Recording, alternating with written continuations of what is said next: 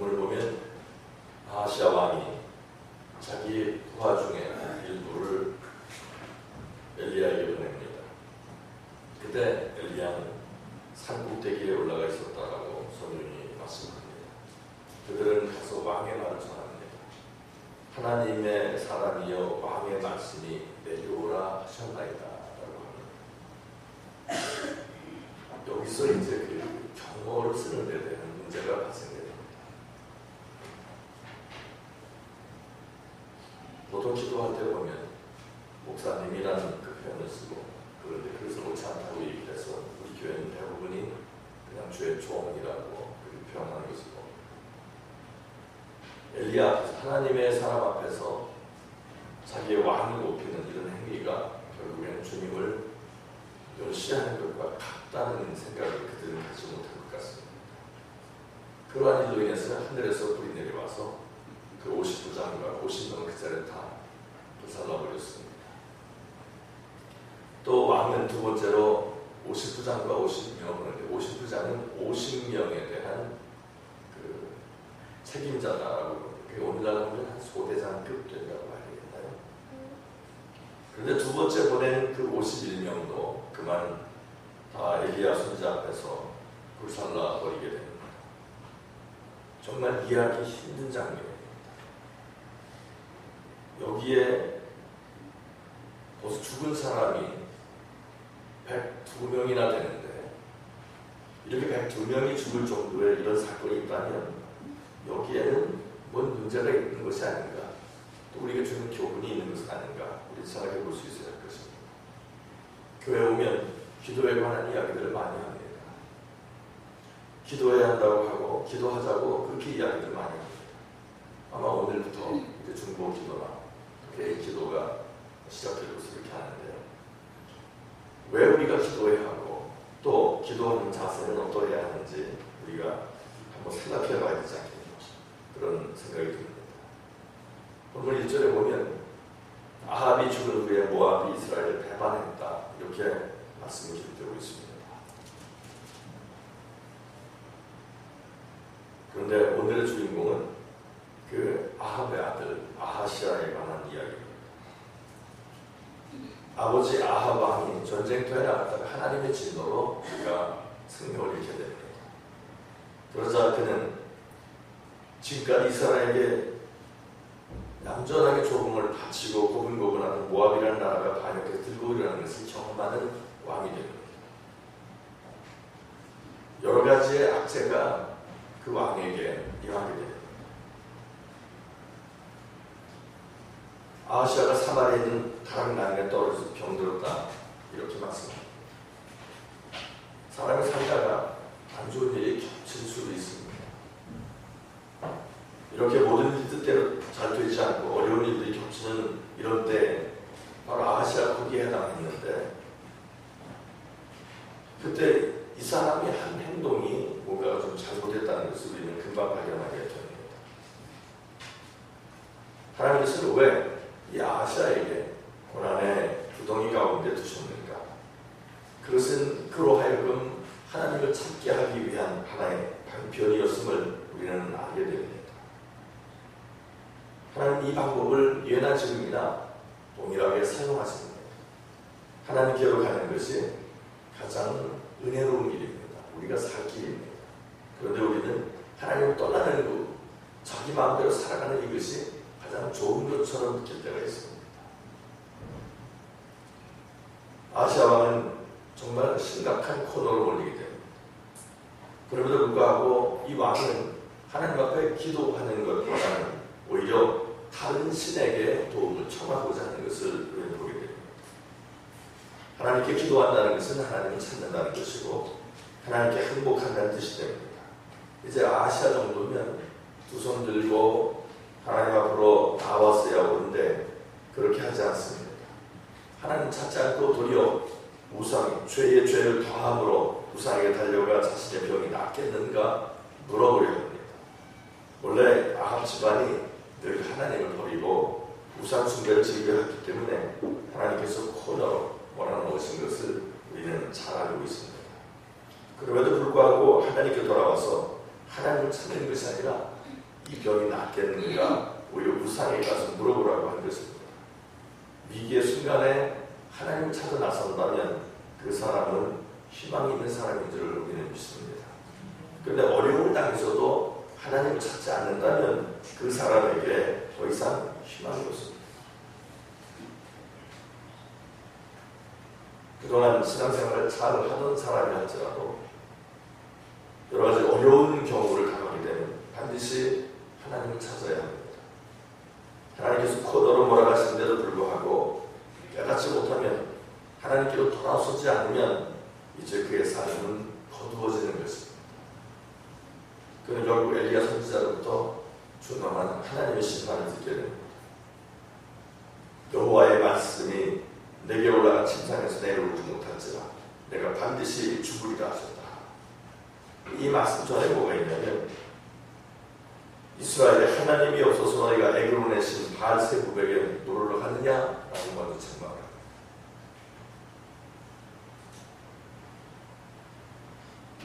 우리는 문제가 있으면 자기 능력을 의지합니다. 이것이 곧 우상숭배와 같다는 생각을 해야 됩니다.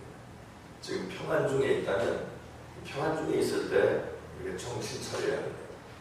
그렇지 않으면 아픈 중에서 우리가 주님을 찾아야 되는 그런 때가 임하게 되는 것입니다. 아하시아에게 더 이상의 방법이 없었습니다. 그가 믿고 의지했던 아버지는 돌아가고 나라에는 반란이 일어나고 자신은 사고당의 병들어 눕게 되고 이런데도 하나님 찾지 않으면 더 이상의 방법은 없을 것입니다. 기도라고 하는 것이 뭐가 필요해서 달라고 요청하는 것만이 기도가 아닙니다. 기도는 하나님을 찾는 것이고 하나님께로 돌아가는 것이고 내가 하나님께 행복하는 것을 의미합니다. 하나님을 믿는 신앙이 좀 떨어졌을 때 하나님께서 나의 신앙을 끌어올리실 작정으로 우리에게 기도 제목을 주시기도 하십니다. 나로 하여금 하나님 찾지 않으면 안 되는 상황을 만들어 가시기도 하는 것입니다. 그러면 보통 우리는 하나님을 찾아서 기도하고 기도하면서 주님을 부르게 됩니다. 결국 그 어려움은 나중에 다 해소되고 우리에게 남는 것은 우리가 하나님과 더 가까워졌다는 것입니다. 신앙심이 더 두터워졌다는 것이 남는다는 것입니다. 믿음 생활을 더욱더 잘하게 되었다고 하는 것이 남게 된다는 것입니다. 이러한 효과를 위해서 하나님께서는 지금도 이 방법을 아주 많이 쓰고 계시다는 것을 우리는 주변을 통해서 보게 됩니다. 평안할 때 신앙생활 열심히 하십시오. 자기를 위한 가장 유리한 투자입니다. 자식을 위해 산다. 이게 맞는 이야기일 수 있겠지만 진정으로 자식을 위해 사는 삶은 자식들에게 신앙의 길을 알려주는 것일 겁니다. 가정을 위한다는 것도 주님을 위하는 것이고 가정을 위하는 것이고 그것이 자신의 유일한 행복을 찾는 길임을 우리가 잊으면 안 됩니다. 그럼에도 불구하고 주님 섬기는 일에 우리는 부전을 떨지 못합니다. 세상에 돈 벌기 위해서 자기 유익한 것을 위해서는 최선을 다하는 삶을 살면서도 주님을 위해서는 고지에게 적선한 듯합니다. 전능자로부터 징벌이 내리지 않는 이상할 정도의 그런 삶을 우리가 살면서도 그저 기도조차 또 하지 않습니다. 우리는 보통 하나님 찾아서 기도한다고 주님 부릅니다. 이 세상에서 건강하고 일들이 잘 돼가고 집안에 어려움이 전혀 없으면 그런 사람에게는 전도하기도 쉽지 않습니다. 그 사람은 저절로는 절대로 하나님을 찾지 않습니다. 언제 그 사람이 하나님께 나오는가 하면 시련과 어려움이 닥쳤을 때입니다. 신앙이 성인이 돼서 갑자기 예수 영접한 사람들의 대부분이 바로 이런 환경 속에 있던 사람입니다. 제가 아는 어떤 분이 사업을 시작했습니다. 너무 안 되니까 하나님 앞에 그는 무릎 꿇고 나갔습니다. 그리고 몇 년 가지 않아 이 사업이 잘 됐습니다. 요즘에는 사업이 잘 되니까 주님을 찾지 않습니다. 제가 속으로 그럽니다. 저러다가 정말 엎어지면 큰일 날 텐데 생각을 해봅니다. 본인은 자기가 잘나서 그런 것처럼 합니다. 주님 말씀하셨습니다. 금도 내 것이고 은도 내 것이다 하셨습니다. 주님이 불면 다 나아갈 수밖에 없습니다. 우리의 건강, 주님 부리신 악신이 치면 그걸 끝입니다. 그래도 불구하고 우리는 우리가 엄청난 존재인 것처럼 그렇게 알고 살아가는 것 같습니다. 인생에 지독한 어려움이 닥치면 결국 하나님을 찾게 되고 도와달라고 부르짖게 될 수밖에 없습니다. 잘 믿다가 낙심한 사람들, 신앙이 시들해진 사람들이 저절로 그냥 앉아서 신앙이 회복되고 예수 다시 잘 믿게 되는 경우는 드뭅니다. 대부분 어떤 계기가 있어야 비로소 하나님을 다시 찾게 됩니다. 그 계기를 하나님께서 만들어주시는데 바로 고난이라고 하는 것입니다. 지금 평안하다면 우리는 긴장해야 합니다. 하나님이 손을 드시면 인간의 방어력은 무기력해질 수밖에 없습니다. 지금 보면 유명한 신앙 사람도 잘 나가다가 정말 어처구니 없는 그런 일들, 더 많은 욕심으로 인해서 어그러진 길을 갔다가 결국에는 비명 행사하고 말았습니다. 집안은 쑥대밭이 됐습니다. 이제는 만시짓하는 내 격이 없잖아 있지만 그래도 정부 차원에서 수습하게 될 것으로 믿으면서 이제 우리는 하나님이 손대시면 인간이 아무리 준비를 해도 소용없다는 것을 깨달아야 할 것입니다. 아하시아 가정도 꽤나 하나님을 섬기지 않았습니다. 아합 왕을 하나님께서 죽이기를 작정하시고 전쟁터로 보내서 죽게 하셨습니다. 그 다음 그의 아들 아하시아는 건지시려고 시도하신 것임에도 불구하고 그는 그것을 깨닫지 못합니다. 왕으로 즉위한 아하시아에게 모압이 반란을 일으켜 대적해 오는 어려움을 주셨습니다. 그리고 2층 난간에서 떨어져 심하게 다친 사고를 허락하셨습니다. 바로 하나님께 돌아올 수 있는 유일한 계기를 만드신 것입니다. 그러나 이상하게도 아하시아는 그 삼중고의 어려움 속에서도 하나님을 찾지 않고 우상에게 가버리게 됩니다. 그러면 이제 더 이상 방법이 없습니다. 결국은 하나님께서 그를 버리십니다. 그는 죽게 됩니다. 이것이 열왕기하 1장의 첫 번째 메시지라고 볼 수 있겠습니다. 세 가지 어려움을 주면서 아하시아 왕의 반응과 행동을 보고 계시던 하나님께서는 아하시아가 절박한 위기를 당하면서도 우상을 계속 의지하자 이제는 엘리야 선지자를 통해서 최후 통첩을 하십니다. 이스라엘에 하나님이 아니 계셔서 너희가 에게르는 신 바알세부에 물으러 가느냐? 그러므로 주의 말씀이 내가 올라간 침상에서 내려오지 못할지라 내가 반드시 죽으리라 하는 아주 엄중한 경고를 합니다. 이 마지막 경고에도 불구하고 그는 돌이키지 않습니다. 하나님께 다시 돌아오라고 절박함을 허락해 주셨는데 하나님께 기도하지 아니하고 오히려 세상의 다른 것을 의지하는 것은 이처럼 하나님의 진노를 사게 되는 중한 죄라는 것을 본문은 우리에게 알게 합니다. 하나님을 찾으라고 어려움을 주셨는데 하나님을 찾지 않는 것, 이것이 뭔가 굉장히 잘못된 것입니다. 이 잘못된 것이 바로 죄라는 것입니다. 엘리야로부터 하나님의 선언을 들은 아하시아 왕은 50부장과 그리고 그에 따른 병사 50명을 보내서 엘리야를 데려오기를 원합니다. 아마도 이제는 하나님의 사람인 엘리야를 데려와서 어떤 도움을 얻을까 해서일 것입니다. 이제는 조금이라도 깨닫고 하나님을 찾기 시작한 것 같습니다. 우상에게 물어보려고 했다가 차단당하니까 이제 다행히도 하나님의 사람인 엘리야를 찾게 된 것입니다. 그런데 이제 그의 태도가 문제가 됩니다. 다시 말하면 기도의 자세가 문제되었다 이렇게 볼 수 있겠습니다. 고압적인 자세를 취하게 됩니다. 엘리야가 산꼭대기에 올라가 있을 때 그들은 가서 왕의 말을 전합니다. 하나님의 사람이여 왕의 말씀이 내려오라 하셨나이다. 지금 주객이 전도됐습니다. 그들은 그것을 깨닫지 못합니다.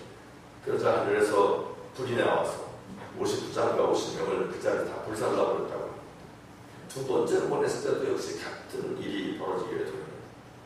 얼마나 무서운 장면인지 알지 못합니다. 그들은 단지 아하시아 왕이 심부름을 할 뿐인데 두 차례 벌써 도와 102명이나 되는 사람이 죽게 됩니다. 이 100여 명의 사람들이 저런 죽임을 당했다면 이 사건은 뭔가 오고 오는 세대에게 주는 아주 중요한 교훈이 있음을 발견하게 됩니다. 첫 번째 50부장이 산꼭대기인 엘리야에게 와서 하는 말을 보면 왕의 말씀이 당신을 내려오라 하셨나이다 라고 합니다. 이 말은 사정이 아닙니다. 이 말은 명령입니다. 우리가 보통 기도할 때 전능자 앞에서 선초를 구하는 것이 아니라 주여 나를 축복하옵소서 이렇게 기도합니다. 그런 선처를 베풀기 원하는 그런 마음 자세가 아닙니다. 고압적 자세입니다. 아이들 보면 그렇습니다. 뭐 급한 일 당하면 엄마 이리 와봐. 이리 와 보세요 해도 괜찮은데 이리 와봐. 일을 저질러봐. 마치 그런 어린 아이처럼 우리가 기도하고 있다는 것을 잊지 말아야 하겠습니다. 왕의 명령이니 당신이 하나님의 사랑을 할지라도 내려오시오, 이런 말입니다. 절박한 순간을 맞이해서 엎드려서 간구해도 부족한데 왕은 고압적인 자세를 취하고 있는 것입니다. 문둥병자 나하만 장군의 경우도 마찬가지였습니다. 문둥병을 고침받으러 엘리사 선지자 집에까지 갔을 때 그의 마음에 엘리사 선생이 대문까지 마주 나와서 자기를 영접하고 종초에 손을 얹으면서 크게 기도해 줄 것으로 알았다는 것입니다. 두 번째 59장도 아시아의 신부로 몰아서 엘리야를 데리러 가는 태도를 보면 똑같습니다. 왕의 말씀이 속히 내려오라 하셨나이다 라고 합니다. 두 번째도 역시 모두 불살라 지금을 당하게 됩니다. 세 번째로 왕은 59장과 50장을 이미 102명의 목숨이 사라진 것을 그는 알고 있습니다. 이번에 59장은 태도가 달라집니다. 13절을 보면 왕이 세 번째 59장과 50장을 보낸지라 셋째 59장에 올라가서 엘리야 앞에 이르러 꿇어 엎드려 간구하여 가로되 하나님의 사람이여 원컨대 나의 생명과 당신의 종인 이 50인의 생명을 당신은 귀히 보소서라고 합니다. 우리가 귀히 여기는 사람이 있다면 그 사람이 보낸 사자도 우리는 귀하게 여깁니다. 하나님을 우리가 귀히 여기면 하나님의 종들을 귀히 여기게 되는 것과 마찬가지입니다. 오늘 이 세 번째 59장은 바로 그런 역할을 한다. 그는 무릎을 꿇었습니다. 엎드렸습니다. 그리고 간구합니다. 내 생명과 내 부하들의 생명을 귀하게 여겨주십시오. 이제는 왕의 명령이 문제가 아닙니다. 왕의 명령을 따르지 않으면 자기가 죽고 또 엘리사를 기분 나쁘게 해도 자기가 죽는데 엘리야를 기분 나쁘게 자기가 죽는데 사명소가 있을 때 그가 취한 유일한 방법은 엎드리는 것밖에 없었습니다. 참으로 절박한 기도의 모습이라고 우리는 보게 됩니다. 세 번째 59장은 자신의 생명이 촌당에 달려있음을 그는 알게 되는 것입니다. 우리가 그런 자세가 되어야 합니다. 우리가 지금 생명이 촌당에 달려있다는 위기의식을 가지고 살아요. 맑은 하늘에 날벼락도 떨어질 수 있고 멀쩡한 건물이 붕괴될 수도 있습니다. 내가 가지고 가는 차가 아무리 좋아도 중앙선도 오는 차를 감당할 수 없습니다. 또 저도 한 몇 년 동안 감기가 없었는데 갑자기 감기가 들었는데 쉼 없습니다. 감기는 만병의 근원이라고 하고 감기 걸려 죽는 사람이 있을 정도입니다. 그런데 사람은 알 수 없습니다. 더군다나 요즘에는 또 폐결핵 환자가 나오고 있습니다. 그래서 그 폐결핵에 걸리면 13%인가 그 사망률이 높다고 합니다. 우리나라 지금 미국에서는 병을 고칠 수 없는 여러 가지 악재들이 일어납니다. 병은 병인데 고칠 수 없고 의학이 발달한 나라에서도 사람이 죽어가는 것을 볼 수밖에 없는 그런 일이 있습니다. 우리는 어떤 모양이든지 절박한 상황이라는 것을 의식해야 합니다. 지금 이 순간에도 하나님이 자신을 용납해 주지 않으면 자기 자신도 역시 죽을 수밖에 없음을 59장은 잘 알면서 생명 걸고 하나님의 종인 엘리야 앞에 엎드려 기도하는 것입니다. 이것이 그 전 두 명의 59장과의 유일한 차이점이 있었습니다. 그런데 이번에는 하늘로부터 불이 내려와서 그들을 태워 죽이는 것이 아니라 하늘에서 음성이 내려옵니다. 엘리야야, 저 59장을 따라서 산에서 내려오라. 바로 이것이 생명을 걸어놓은 기도, 벼랑 끝에 선 기도다 라고 말할 수 있겠습니다. 아시아 왕이 진짜 이렇게 했어야 합니다. 아시아 왕은 그의 생명이 이미 벼랑 끝에 걸려 있었습니다. 하나님께서 용서해 주지 아니하시면 그는 그 병으로 죽게 되는 것입니다. 그러므로 세 번째 59장의 마음을 가지고 그는 무릎 꿇고 하나님 앞에 살려달라고 간절히 기도했어야 했습니다. 히스기야 왕을 통해서 우리는 잘 알고 있습니다. 히스기야 왕도 종기로 인해서 그가 자리에 누웠는데 그때 하나님 앞에 간절하게 벽을 쳐다보며 기도합니다. 그래서 하나님께서 그의 목숨을 연장해 주셔서 잘 알고 있습니다. 그럼 무슨 종기로 죽느냐 그랬는데 제가 인터넷에 검색하다 보니까 역대 왕들이 가장 두려웠던 그런 그 병이 종기랍니다. 종기에 걸려가지고 보름도 안 돼 죽은 왕도 있고 그렇다고 즉위한 지 얼마 안 돼서 2년 만에 죽은 왕도 종기 때문에 죽고 오늘날에 종기야 페니실린이 있으니까 상관없지만 그 당시에는 걸렸다 그러면 10초 8분은 죽는 병이 종기였다고 합니다.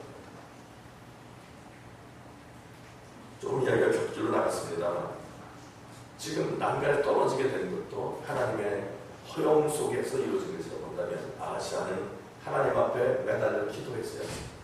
지금 혹시 어려움 당하고 계십니까? 그러면 하나님의 잠깐의 허용 속에 있음을 깨닫고 주님 앞에 엎드려 매달릴 수 있는 참으로 복된 심령이 될 수 있기를 주님으로 축복합니다. 59장은 자기의 생명뿐만이 아니라 자기의 기도에 자기 부하 50명의 생명도 같이 달려 있음을 우리는 보게 됩니다. 그러니까 자기만을 위하고 이런 자기 주장이 세고 이런 사람이 결국엔 죽어가는 것을 봅니다. 그런데 다른 사람, 자기의 부하의 목숨도 귀하게 여기고 했던 이런 사람, 우리 이런 사람의 이야기 또 신약성경에서 찾아볼 수 있습니다. 백부장 하나가 자기 수하에 있었던 종의 목숨을 살려달라고 간청하는 모습을 우리는 볼 수 있었습니다. 우리의 기도에는 보통 나뿐만이 아니라 나에게 딸린 모든 식구들의 운명까지도 달려있음을 우리는 깨달아야 합니다. 이 기도에 하나님께서 응답하시면 우리는 살고 하나님께서 응답하시지 아니하시면 우리는 죽는다, 이런 생각을 가지고 기도해야 합니다. 기도의 절박성을 가지고 기도해야 한다는 것입니다. 성경에 나오는 모든 기도들을 보면 들어주시면 좋고 안 들어주셔도 뭐 어쩔 수 없고 그런 기도가 아니었습니다. 자신과 50명의 생명 걸려있는 절박성을 인식한 기도들이 대부분이었었다 하는 것을 우리는 깨달아야 하는 것입니다. 누가복음에 보니까 부자와 낫사로의 말씀에서 나오는 부자가 죽은 후에 지옥의 고통에서 한이 품고 몸부림치는 모습이 나옵니다. 그것은 자기가 이 땅에 살 때 하나님을 숨기지 않았다는 것입니다. 지금 자기 형제들 또한 땅에 살면서 하나님을 숨기지 않는다는 것입니다. 지옥의 고통 속에서 부자는 그것이 한이 돼서 몸부림을 쳐봅니다. 아하시아 왕은 즉위 2년 만에 그렇게 해서 기도 한 번 간절히 해보지 못하고 그만 인생이 끝나버리고 말았습니다. 그는 죽은 후에 부자처럼, 어리석은 부자처럼 그것이 아마 한이 되어 있을 것 같습니다. 내가 왜 하나님께 기도하지 못했을까? 내가 왜 하나님께 내 생명을 살려달라고 목놓아 간절히 원없이 부르짖지 못했을까? 아마 그런 원이, 한이 영원히 지속될 것으로 우리는 생각해 볼 수밖에 없습니다.